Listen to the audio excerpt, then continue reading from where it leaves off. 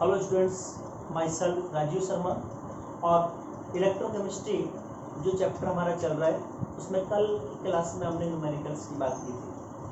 आज मैं electrochemistry chapter को आगे बढ़ाते हुए अगला टॉपिक लेने जा रहा हूँ, effect of dilution on conductivity. Effect of dilution on conductivity यानी चालकता पर तन्यता का प्रभाव। तो यहाँ पे सबसे पहले ये समझ लें कि डाइल्यूशन या तन्यता का मीन क्या होता है। तो बेटा डाइल्यूशन या तन्यता का मीन होता है कि आपको इलेक्ट्रोलाइट के सॉल्यूशन को यानी विद्युत अपघट्य के विलयन को डाइल्यूट करना है, तनु करना है। और ये तनु कैसे कर सकते हैं? आप वाटर को ऐड करके तनु कर सकते हैं या सॉल्वेंट को ऐड करके उसको अपन डाइल्यूट कर सकते हैं। क्लियर हो गया? तो डाइल्यूशन के इफेक्ट की बात करनी है ऑन कंडक्टिविटी, चालकता पर तन्यता के प्रभाव की बात करने जा रहे हैं। तो आपको दो चीजें ध्यान रख ले बेटा कि जो चालकत्व है यानी कंडक्टेंस और एक होता है कंडक्टिविटी। दो चीजें होती हैं, ये चालकत्व होता है चालकत्व और ये होता है चालकता। तो conductance depends upon number of ions, इस पे डिपेंड करता है नंबर ऑफ आयंस। और conductivity depends upon number of ions in per unit volume. ये दो चीजें याद रख लें। कंडक्टेंस चालकत्व नंबर ऑफ आयंस पर निर्भर करता है, डायरेक्टली प्रोपोर्शनल है। और कंडक्टिविटी भी number of ions in per unit volume के डायरेक्टली प्रोपोर्शनल है। क्लियर हो गया बच्चों? अब ऑन डाइल्यूशन, जब आप डाइल्यूशन को इंक्रीज करते हैं, यदि आप वाटर मिला रहे हैं, इलेक्ट्रोलाइट के सॉल्यूशन को डाइल्यूट कर रहे हैं, तनु बना रहे हैं, तो उस कंडीशन में डिग्री ऑफ आयनाइजेशन इंक्रीज होगा, यानी आयनन की मात्रा बढ़ जाएगी। और आयनन की मात्रा अगर बढ़ेगी तो नंबर ऑफ आयंस भी इंक्रीज होंगे, तो नंबर ऑफ आयंस भी बढ़ जाएंगे। और नंबर ऑफ आयंस के डायरेक्टली प्रोपोर्शनल क्या है? कंडक्टेंस यानी चालकत्व। तो नंबर ऑफ आयंस जब बढ़ेंगे तो चालक का मान भी तो बढ़ेगा ना बेटा, समझ में आ गया? Conductance increases on dilution. Clear?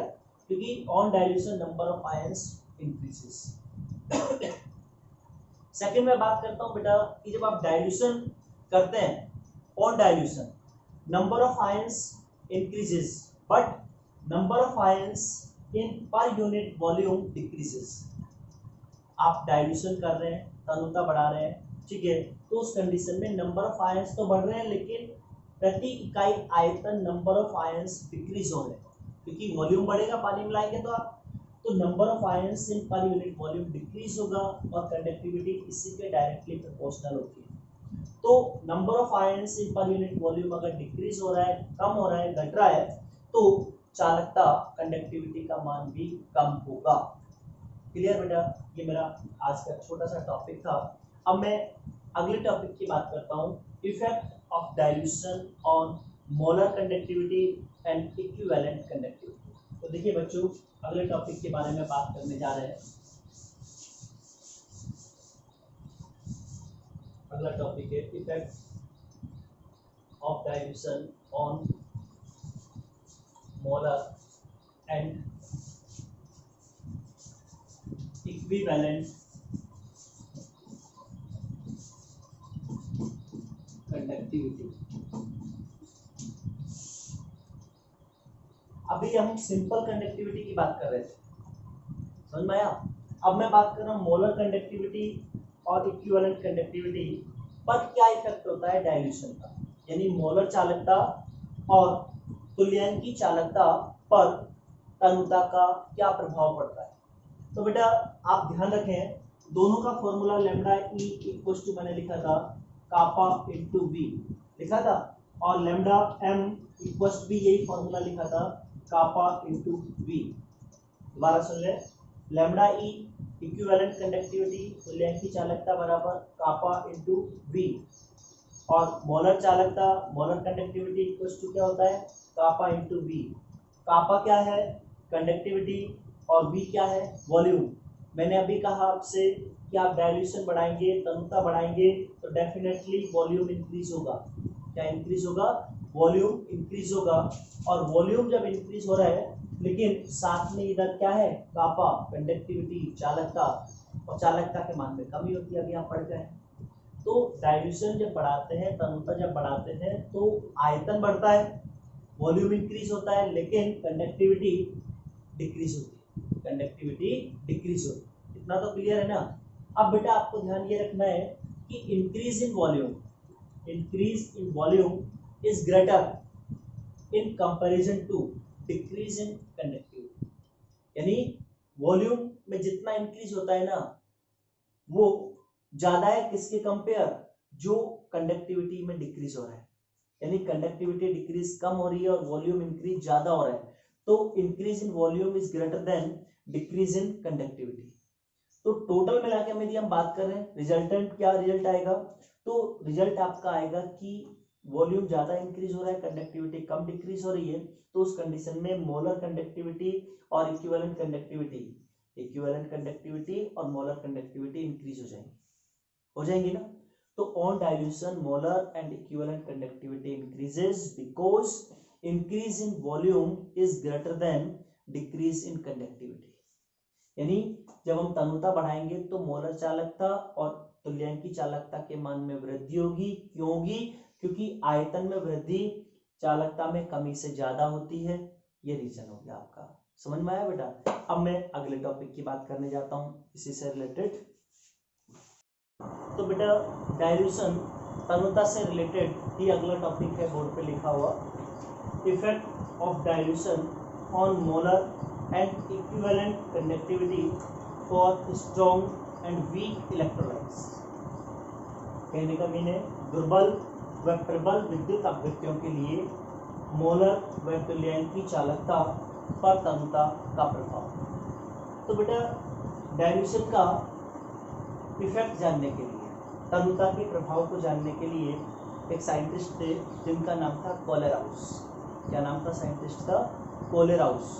कोलेराउस ने इसके बारे में स्टडी किया और उन्होंने एक ग्राफ प्लॉट किया between concentration of solution and molar conductivity, concentration of solution and molar conductivity. ये रूट सी लिखा हुआ है और ये लैम्डा लिखा हुआ है। ये लैम्डा मोलर कंडक्टिविटी भी ले सकते हैं आप और इक्विवेलेंट कंडक्टिविटी भी आप ले सकते हैं। क्लियर बच्चों।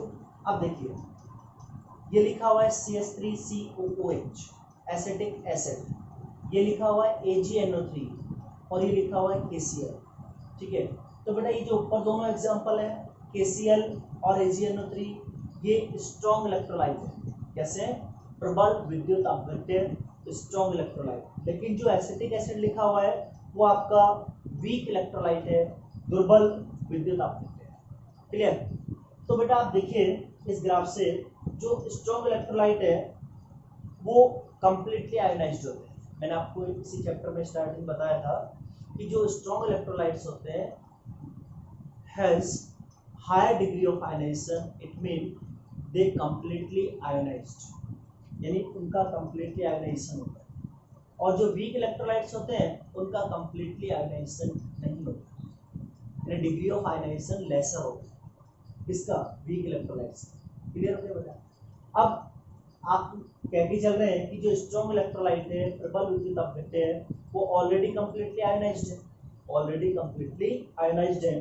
तो ऑन डाइल्यूशन जब आप तनुता बढ़ाएंगे प्रबल विद्युत अपवृत्तियों के लिए, तो बेटा उनका जो डिग्री ऑफ आयोनाइजेशन है इंक्रीज नहीं होगा, क्योंकि वो तो ऑलरेडी कंप्लीटली आयोनाइज्ड है। तो उनका डिग्री ऑफ आयोनाइजेशन इंक्रीज कैसे होगा, और होगा तो बहुत नेग्लिजिबल होगा, बहुत कम होगा ना। और जब degree of ionization negligible increase हो रहा है या बहुत कम इंक्रीज हो रहा है, तो उस कंडीशन में on dilution molar conductivity and equivalent conductivity में कोई स्पेसिफिक चेंज नहीं आएगा। यानी on dilution molar conductivity and equivalent conductivity में कोई भी ज़्यादा चेंज नहीं होगा, and there is no change या there is no specific change on dilution of strong electrolytes। क्यों नहीं हुआ स्पेसिफिक चेंज मोलर कंडक्टिविटी और इक्विवेलेंट कंडक्टिविटी पर, क्योंकि ये कंप्लीटली आयोनाइज्ड होते हैं बिफोर डाइल्यूशन। बिफोर डाइल्यूशन ये कंप्लीटली आयोनाइज्ड है। लेकिन जो वीक इलेक्ट्रोलाइट होते हैं बिफोर डाइल्यूशन कंप्लीटली आयोनाइज्ड नहीं होते। तो जब आप उनका डाइल्यूशन करते हैं वीक इलेक्ट्रोलाइट्स का, तो उस कंडीशन में इनकी degree of ionization large extent में इंक्रीज हो जाती है। Degree of ionization large extent में इंक्रीज हो जाता है, और जब वो लार्ज एक्सटेंट में इंक्रीज होगा तो नंबर ऑफ आयंस भी लार्ज एक्सटेंट में इंक्रीज होंगे। इसलिए तो जो मोलर कंडक्टिविटी और इक्विवेलेंट कंडक्टिविटी है ऑन डाइल्यूशन लार्ज एक्सटेंट में इंक्रीज होती है। अगर आप देखिए ऑन डाइल्यूशन लार्ज एक्सटेंट में इंक्रीज हो गई ना। लेकिन ऐसा स्ट्रॉन्ग इलेक्ट्रोलाइट्स के लिए नहीं हुआ था। क्यों नहीं हुआ? आपको समझ में आ गया। बिकॉज जो आपके प्रबल विद्युत अपघट्य स्ट्रॉन्ग इलेक्ट्रोलाइट है वो ऑलरेडी कंप्लीटली आयोनाइज्ड होते हैं। तो डाइल्यूशन जब आप करते हैं, तनुता आप बढ़ाते हैं, तो उनकी डिग्री ऑफ आयोनाइजेशन में कोई चेंज नहीं होता। और जब डिग्री ऑफ आयोनाइजेशन में कोई चेंज नहीं हो रहा ज़्यादा, तो उस कंडीशन में मोलर कंडक्टिविटी या इक्विवेलेंट कंडक्टिविटी में भी कोई ज़्यादा चेंज नहीं होता। क्लियर? लेकिन वीक इलेक्ट्रोलाइट्स पहले लेस आयोनाइज्ड होते हैं, उनका डिग्री ऑफ आयोनाइजेशन लेस होता है। लेकिन जब आप डाइल्यूशन करते हैं, तनुता बढ़ाते हैं, तो वीक इलेक्ट्रोलाइट्स का डिग्री ऑफ आयोनाइजेशन एकदम इंक्रीज होता है, लार्ज एक्सटेंट में इंक्रीज होता है। तो उनकी जो मोलर कंडक्टिविटी और इक्विवेलेंट कंडक्टिविटी है वो भी लार्ज एक्सटेंट में इंक्रीज होती है। हो गई ना? समझ में आ गया? तो दुर्बल विद्युत अपघट्य की जो मोलर तनुता है या तुल्यांक की चालकता है, मोलर चालकता है तुल्यांक की चालकता है, वो तनुता बढ़ाने पर एकदम बढ़ जाती है, क्योंकि उनका आयनन की मात्रा एकदम बढ़ेगी, और आयनन की मात्रा बढ़ेगी तो मोलर और तुल्यांक की चालकता भी बढ़ेगी। लेकिन जो प्रबल विद्युत अपघट्य है वो पहले से ही आयोनाइज्ड होते हैं पूर्ण रूप से, इसलिए तनुता बढ़ाने पर उनके आयन की मात्रा में कोई प्रभाव नहीं पड़ता। तो वहाँ पे उनकी मोलर चालकता या तुल्यांक की चालकता में वृद्धि नहीं हो पाती। समझ में आया? इसके बेस पर उन्होंने एक इक्वेशन लिखा, एक्सपेरिमेंटल जो ऑब्जर्वेशन किए उनको इस इक्वेशन से रिप्रेजेंट किया। और इक्वेशन क्या है? किसने दिया इक्वेशन? कोलेराउस।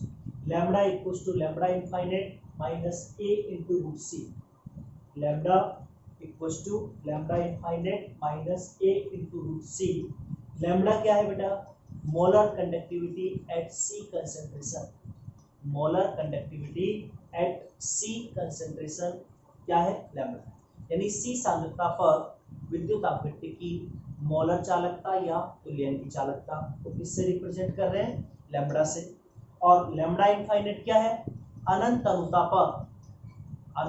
तनुता पर विद्युत अपघट्य की मोलर चालकता या तुल्यांक की चालकता। क्लियर?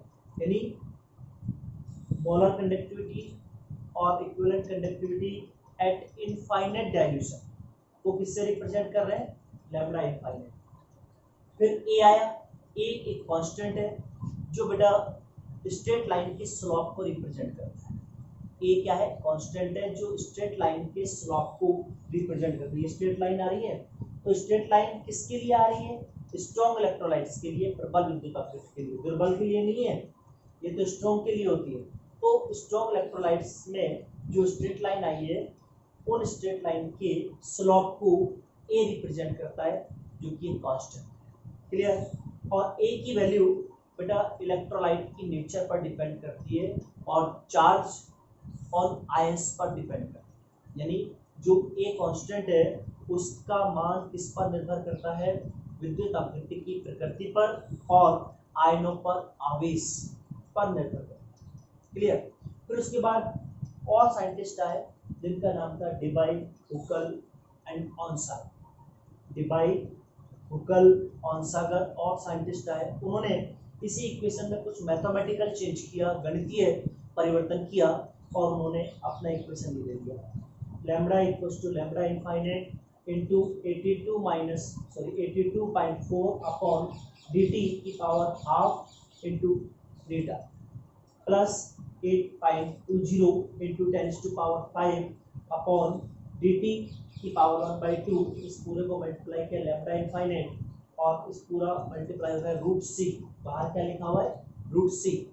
दोबारा रिपीट कर रहा हूँ, lambda equals to lambda infinite into 82.4 upon dt की power 1/2 into eta plus 8.20 into 10⁵ into lambda infinite upon dt की पावर 1/2 ब्रैकेट बंद करके इस पूरे को मल्टीप्लाई किया √c से, लास्ट में क्या लिखा हुआ है √c। ये इक्वेशन किसने दिया था, डिबाइड बुकल और सागर।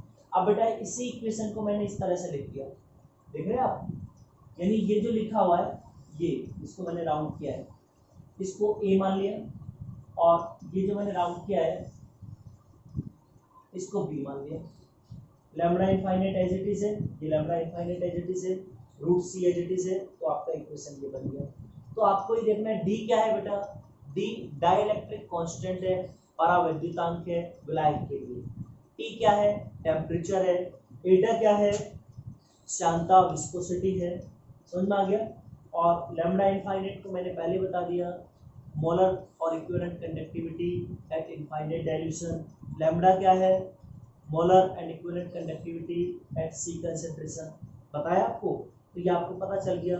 तो ये जो टॉपिक था मेरा, effect of dilution on molar and equivalent conductivity for strong and weak electrolytes, ये आपको पढ़ना है, समझ में आया बेटा। अब मैं नेक्स्ट टॉपिक की बात करता हूँ। तो बच्चों अब मैं जो अगला टॉपिक लेने जा रहा हूँ वो टॉपिक है आपका कोलेराउस लॉ, कोलेराउस का नियम। बिल्कुल सिंपल है और एग्जाम में बहुत पूछा जाता है, तो आपको ध्यान रखना है, बहुत अच्छी तरह समझना है। कोलेराउस लॉ एग्जाम में आता है। तो बेटा जो 2 टाइप्स के इलेक्ट्रोलाइट्स होते हैं, एक वीक होता है और एक स्ट्रॉन्ग होता है, ठीक है। तो वीक इलेक्ट्रोलाइट्स की जो मोलर और इक्विवेलेंट कंडक्टिविटी है ना, वो इनफाइनाइट डाइल्यूशन पर, अभी जो थोड़ी देर पहले मैंने एक ग्राफ बनाया था यहाँ पे, उस ग्राफ के द्वारा कंप्लीटली यानी एक्चुअली एक्सप्लेन करना इम्पॉसिबल है। याद है ये ग्राफ इस तरह से मैंने बनाया था, आपको ध्यान होगा, इस तरह का एक ग्राफ। इस ग्राफ से जो वीक इलेक्ट्रोलाइट है उसकी मोलर और इक्विवेलेंट कंडक्टिविटी को इनफाइनाइट डाइल्यूशन पर एक्सप्लेन करना इम्पॉसिबल था, यानी दुर्बल विद्युत अपघट्य की तुल्यांकी और मोलर चालकता को अनंत अणुता पर इस ग्राफ के द्वारा समझाना असंभव था। इसलिए कोलेराउस नामक वैज्ञानिक ने, कोलेराउस साइंटिस्ट ने एक अलग लॉ दे दिया, और उस लॉ को क्या कहा गया, कोलेराउस लॉ। पहले मैं इंग्लिश में समझा रहा हूँ, फिर आप हिंदी में समझना बेटा। कोलेराउस लॉ क्या होता है, according to Kohlrausch law, according to Kohlrausch law, molar और equivalent conductivity of weak electrolyte, according to Kohlrausch law, molar और equivalent conductivity of weak electrolyte at infinite dilution is the sum of molar and equivalent ionic conductivity, molar and equivalent ionic conductivities of the ions which are present in the electrolyte। कहने का mean है कि infinite dilution पर जो भी weak electrolyte आप ले रहे हैं, उस वीक इलेक्ट्रोलाइट की जो मोलर कंडक्टिविटी है और इक्विवेलेंट कंडक्टिविटी है वो सम होता है। वो क्या होती है, जो उस इलेक्ट्रोलाइट में आयंस है ना, उन सारे आयंस की अगर आप मोलर और इक्विवेलेंट आयनिक कंडक्टिविटी का सम कर दें, क्या कर दें, सम कर दें, तो वो कौन क्या आ जाएगा, मोलर और equivalent conductivity at infinite dilution. कहने का mean lambda infinite equals to lambda plus infinite plus lambda minus infinite. ये इक्वेशन मैंने आपके सामने बनाया है, दोबारा से मैं रिपीट कर रहा हूँ। कोलेराउस का नियम ध्यान दे लेना बेटा। वीक इलेक्ट्रोलाइट्स यानी दुर्बल विद्युत अपघट्यों की इनफाइनाइट डाइल्यूशन यानी अनंत अणुता पर मोलर और इक्विवेलेंट कंडक्टिविटी यानी मोलर और तुल्यांकी चालकता को निर्धारित करने के लिए, डिटरमाइन करने के लिए कोलेराउस के नियम को यूज में लिया जाता है, कोलेराउस के लॉ को यूज में लिया जाता है। अब कोलेराउस लॉ है क्या, एट इनफाइनाइट डाइल्यूशन, यही कहें according to Kohlrausch, molar and ionic conductivity, molar and ionic conductivity at infinite dilution of weak electrolyte is the sum of molar and equivalent ionic conductivities of the ions which are present in the electrolyte। कहने का mean है कि अनंत अनुता पर किसी भी दुर्बल विद्युत अपघट्य की मोलर और तुल्यांक की चालकता उस विद्युत अपघट्य में उपस्थित आयनों की मोलर और तुल्यांकी आयनिक चालकताओं के योगफल के बराबर होती है। तो मैंने lambda infinite equals to lambda plus infinite plus lambda minus infinite यही तो लिखा हुआ है। तो लैम्बडा इनफाइनाइट क्या है बेटा, आपको पता होना चाहिए। लैम्बडा इनफाइनाइट क्या है, अनंत अनुता का, यानी मोलर और इक्विवेलेंट कंडक्टिविटी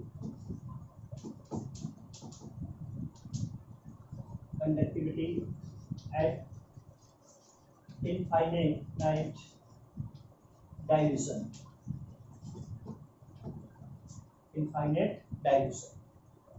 समझ में आ गया। लैम्बडा प्लस और लैम्बडा माइनस इनफाइनाइट, ये क्या है, मोलर और इक्विवेलेंट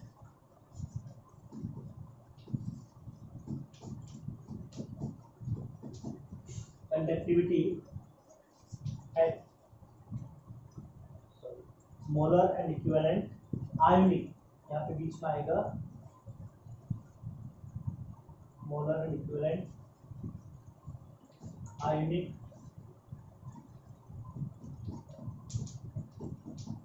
कंडक्टिविटी ऑफ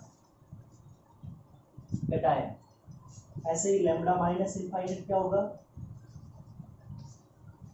मोलर और equivalent ionic conductivity of anion, ये आपको ध्यान रखना है। तो बेटा मैंने आपसे कहा है कि कोलेराउस के according lambda infinite equals to lambda plus infinite minus lambda plus infinite plus lambda minus infinite, यही है ना। तो लैम्बडा इनफाइनाइट क्या है, मोलर और equivalent conductivity at infinite dilution, ठीक है, अनंत अनुता पर विद्युत अपघट्य की तुल्यांकी और मोलर चालक। लैम्बडा प्लस इनफाइनाइट और लैम्बडा माइनस इनफाइनाइट क्या है, तो अनंत अनुता पर धनायन और ऋणायन की तुल्यांकी और मोलर आयनिक चालक, समझ में आया। अगर इंग्लिश में बोलना जाए तो मोलर और equivalent ionic conductivities of ions. अगर कैटायन की बात करें तो लैम्बडा प्लस इनफाइनाइट, एनायन की बात करें तो लैम्बडा माइनस इनफाइनाइट, इनका सम कर दें तो क्या आ जाएगा आपका कोलेराउस का लॉ। लेकिन बेटा ये जो इक्वेशन है वो उन वीक इलेक्ट्रोलाइट्स के लिए जिसमें वन कैटायन होता है और वन ही एनायन होता है। लेकिन ऐसा भी तो हो सकता है कि इलेक्ट्रोलाइट में मोर देन वन कैटायन और एनायन हो जाए, तो उस कंडीशन में आप जो फॉर्मूला यूज में लेंगे वो ये होगा, देखिए lambda infinite equals to v plus lambda plus infinite plus v minus lambda minus infinite, ये इक्वेशन भी हो सकता है। तो वी प्लस क्या है, number of cations, v minus क्या है, number of anions, lambda plus infinite क्या है, मोलर और equivalent conductivity at infinite, molar and equivalent ionic conductivity of cation.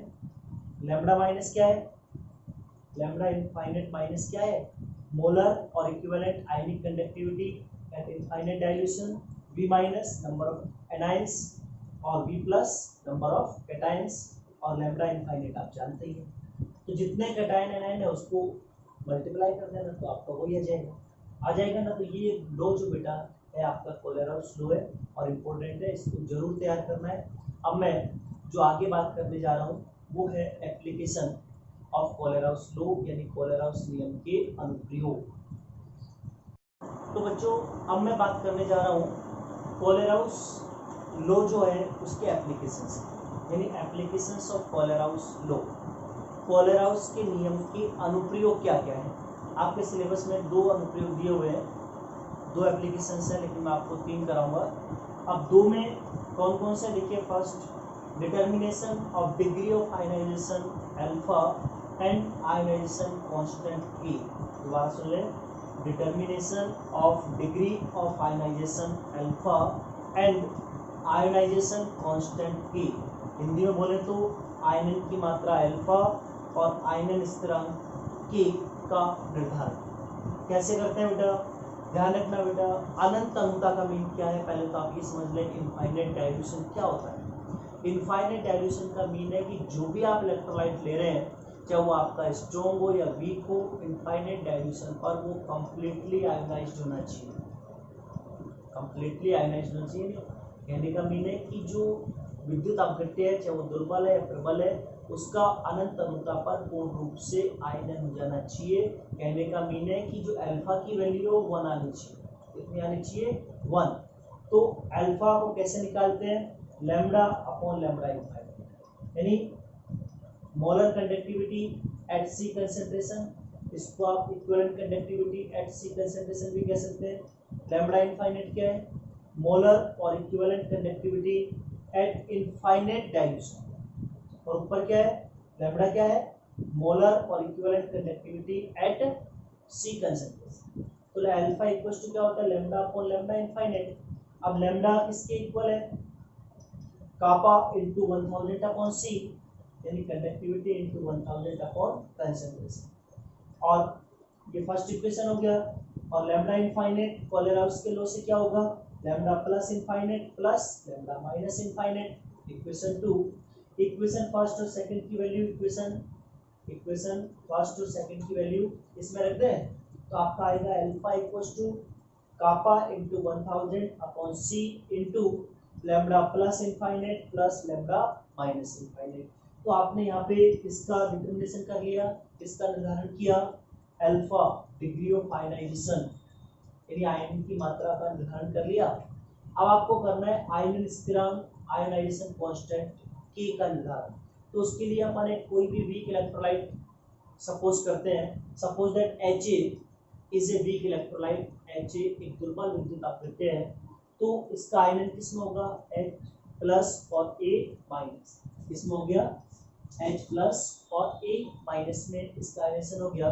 फिर नंबर ऑफ इनिशियल मोल्स, तो यहाँ पे लिखते हैं number of initial moles, number of initial मोल, इसका 1 ले रहे हैं, इनका तो इनिशियल होगा ही नहीं, 0 0। फिर number of moles after ionisation, यानी number of moles after ionisation, आयनन के बाद नंबर ऑफ मोल्स कितना होगा, इसका अल्फा यूज में आ गया तो 1 माइनस अल्फा, इसका अल्फा फॉर्म होगा और इसका भी अल्फा फॉर्म होगा, तो 1 माइनस अल्फा और इसका अल्फा और अल्फा। फिर मोलर कंसंट्रेशन, मोलर कंसंट्रेशन क्या बोल रहे हैं, मोलर कंसंट्रेशन, इनको सी से मल्टीप्लाई कर दो, c into 1 minus alpha, c alpha और सी अल्फा। फिर by law of mass action 11th पढ़ गया है, तो K equals to C alpha into c alpha upon c into 1 minus alpha, ये लगाएंगे, सी से सी कैंसिल हो गया, तो आपका बचा K equals to C alpha square upon 1 minus alpha. ये हमने डिटर्मिनेशन किया, निर्धारण किया आयनन स्थिरांक का। कल मैं इसके अदर एप्लीकेशंस की बात करूंगा, न्यूमेरिकल्स की बात करूंगा। बच्चों अगर आपको आज का टॉपिक पसंद आया हो तो लाइक करें, सब्सक्राइब करें, कमेंट करें। Thank you.